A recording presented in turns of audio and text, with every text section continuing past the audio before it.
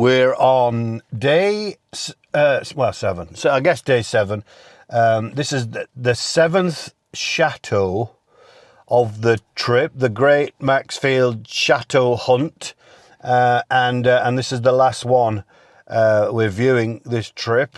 And I mean, on paper, I think this is, I don't know, there's opinions divided on this one. On paper, this just might turn out to be my favourite. You maybe not so much, but it's a different style. It's a different style, and it's a different part of the world. We're going to head. We're heading south to just outside Pau, which is about an hour and a half trip to view this property. So it's probably a little further south than maybe we originally anticipated, but the property itself is just, it's a beaut. It's a beauty. We've got, the living space in the main house is 534 square meters. It's built on 6 acres, built in the early 19th century. It includes a fortified farm, orangery, 3-bed annex apartment, 2 guest houses, stables, and a chicken coop. And all that for, well, when we first started looking back in September, this house was on the market for, how much was it? 850. It was on the market for 850. We're viewing it today for, what do you keep doing that for? Wait, am I saying something? She keeps. Do you know when some people do that and she goes like this on my hand as if I'm missing something? Well, I think he's given you the wrong. It wasn't 19th century. I think it was 12th century or 13th century. Yeah, that's not right. But anyway, okay, 12th century, rebuilt in the 19th, maybe. Maybe added in the 19th. Added. Yeah, originally it's medieval. Can I get back to the plot? Yeah, okay, please do. It's built. So our viewers want me to speak. I've lost where I am now. So yes, right. So it was originally on the market when we were looking back in September when we first, I don't suppose not seriously started looking, because you've been looking for decades. So, but it was on the market then at 850,000 euros. It's now on the market for 699,000 euros. That includes the agency fees. Doesn't include the notaires fees, which are around about 7.5% to 8% on top of that, but just to make you aware. But 699,000 euros this place is on the market for, and it's a stunner. There are some things that may not necessarily be right, and I mean, you know, you take a look, you decide what you think of this one. I love it. I think it's amazing. It's 23 rooms. This is the main building. I mean, there's loads of buildings, but the main 23 rooms on 4 floors, 10 bedrooms, 4 shower bathrooms, dressing rooms, workshop, blah, blah, blah, blah, blah. It's got gas central heating. It's got additional wood stoves. It's got 18 fireplaces. That's a lot of chimney. 2 guest houses, etc., etc. And it's a stunner. So let's get on it. Let's go and take a look and see what you think. If you're enjoying this jaunt of ours, this adventure, please give us a like and subscribe. It just it helps the. I'm not an expert on all this, but I think it helps the algorithms and grows our little channel, which should be nice, really, wouldn't it? So yeah, come and take a look, and we'll see you there. All right. So this is a chateau. It's an actual legitimate chateau. There's kind of a lot of confusion sometimes in terms of what constitutes a chateau and what doesn't. It's not necessarily about the size or the architecture or where it is that gives it the chateau designation. It's all to do with the lineage. How the building came about, who owned the building. It's not about style, it's not about does it have turrets that make it a chateau. And there are some very underwhelming buildings out there that you'd never consider would be a chateau, but in fact they are a chateau.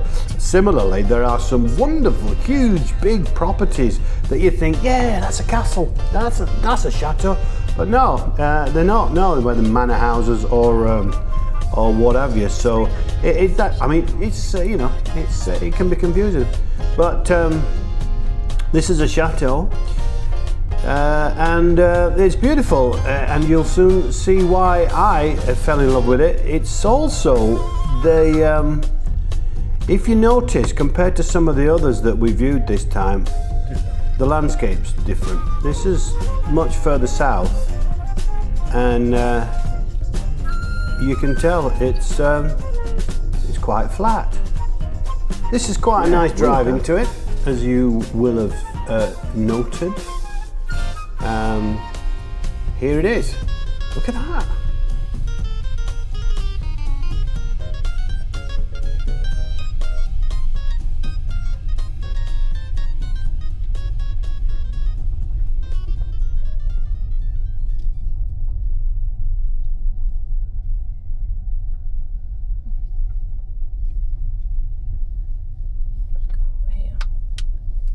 Back to the 12th century. That's all the time. Beautiful stone built, mullioned windows. You arrive has got the I guess windows of the very fact that I've mentioned mullioned windows suggests that there could well be potentially a drawback with this property. What do you think it is? Not as big as the first time I came to France, but no, 5 minutes Put it that away. way, yeah. 25 minutes, yeah.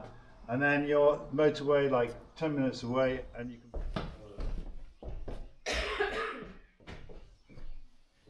But it feels cooler. You've got the I mean, it's gonna from tomorrow onwards. It's gonna be. look at that. So you know exactly how. Oh, look at the woodwork in there. No, you wouldn't change any of this. Beautiful. Not a thing. So I'm a cabinet maker. That's where that's what I do. Listen, we're no strangers to renovating houses. Let me tell you, we've renovated a lot between us. Some old properties, generally speaking, new properties don't need renovating. But so yeah, and wood. Wood is my thing. So any properties that we've looked at, if any of the windows, the doors, the woodwork, if any of those properties need that kind of work, that's my element. That's what I do. That's what I love doing. So if any rotten woodwork in any of these properties, that doesn't frighten us at all. There is one thing I'm not good at. Quite habitual on the parts Heights. which they don't use. I've never been comfortable. I would do it, Yeah. but I've never been comfortable up a ladder. I've never been comfortable, and I'm not frightened to admit this, I've never been comfortable on a roof. Again, I will do it if necessary, but one of the main things that we look at, or that we have been looking at, is the condition of the roof. And you factor that into the cost, because I would every time pay somebody to do it. I'd not do it myself, I'd pay somebody to do that. Another thing I don't generally touch is electrics. I mean, sure, I'll put in a new plug, put in a new receptacle or a light fitting, etc. And I'll replace old for new, but I generally don't touch electrics. Wow. Okay. Well. So at least you can tolerate the rain if you know that some of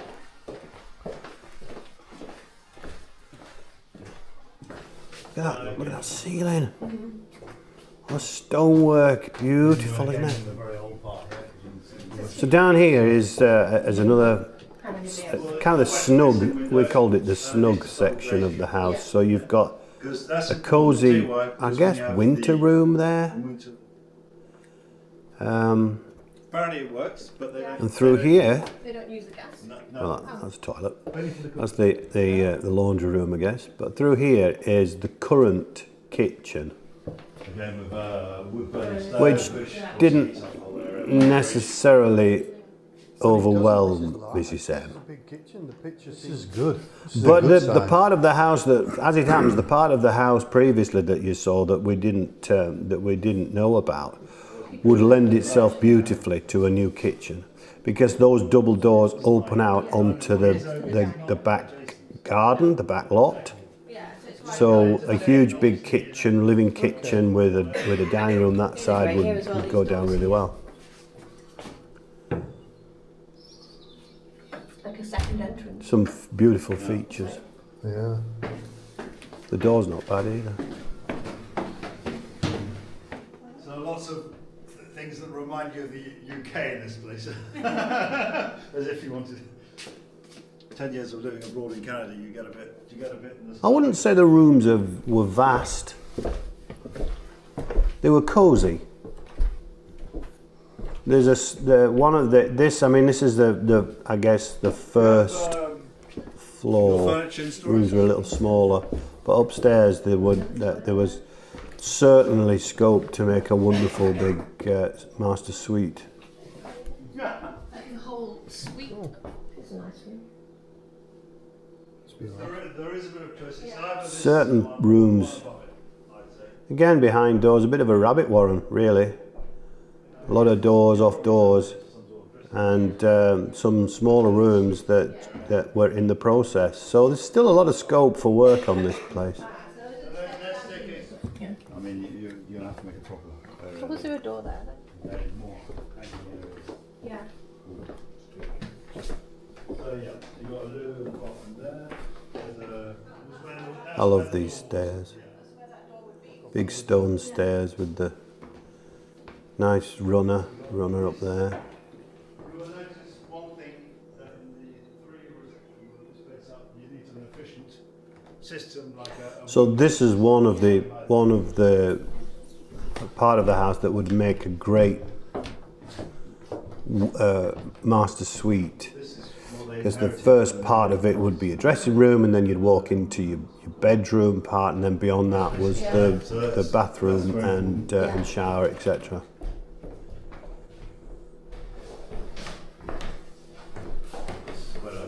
Got after that later in the day, it's not going to get any solid. Okay, a couple more horrors to look at. There we go. So a back staircase, okay, which takes you to what will probably be floor. So this was a room again that came as a surprise. Obviously not finished, but that would make such a good shower, because on this side of the house there wasn't actually a big bathroom, and that would have made a great space for a bathroom. Up we go again.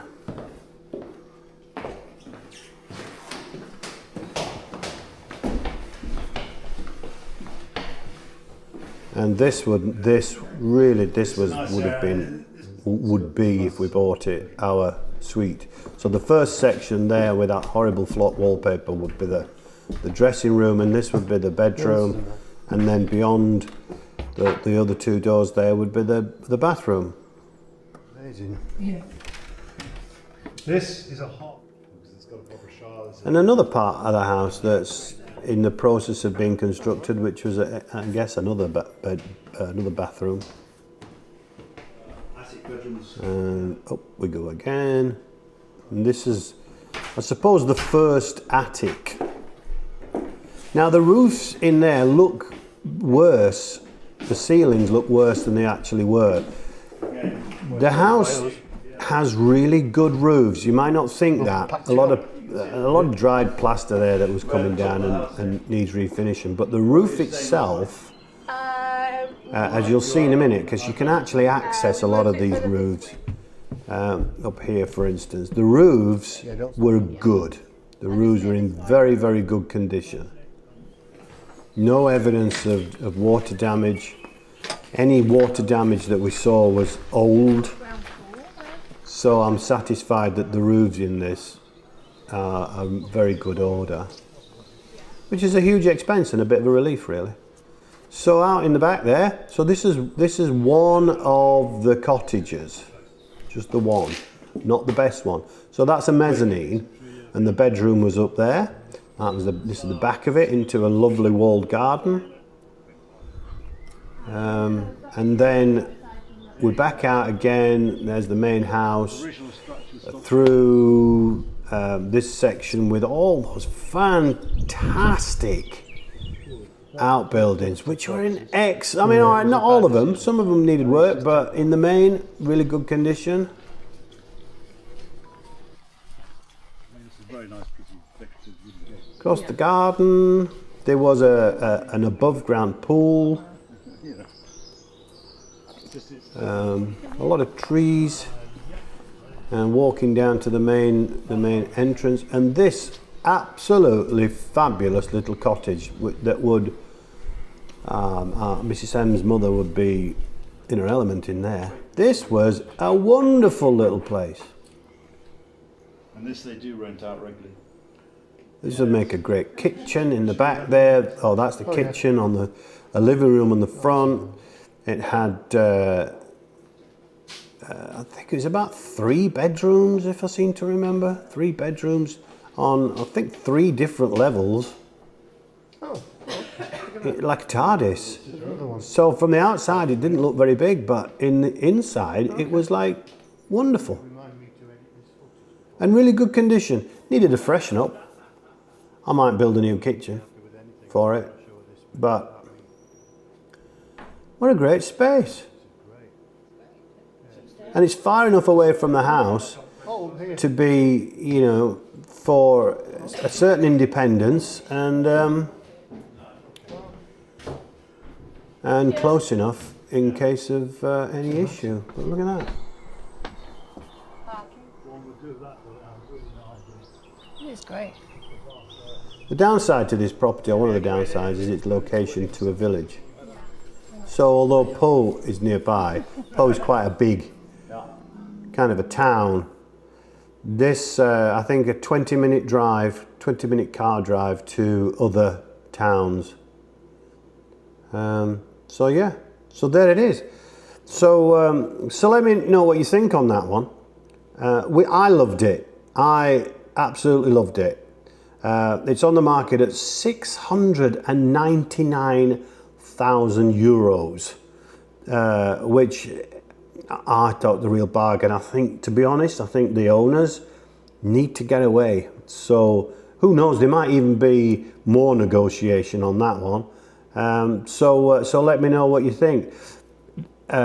We need to sit down now. That's the 7th property in this little tour of ours. We've seen 7. We've got to sit down and discuss which 1 or 2 or 3 we're going to proceed with. It's a slow, laborious process. The bureaucracy in France, it operates at a glacial pace, I think. But so there we are. Look, if you've enjoyed this, give us a subscribe.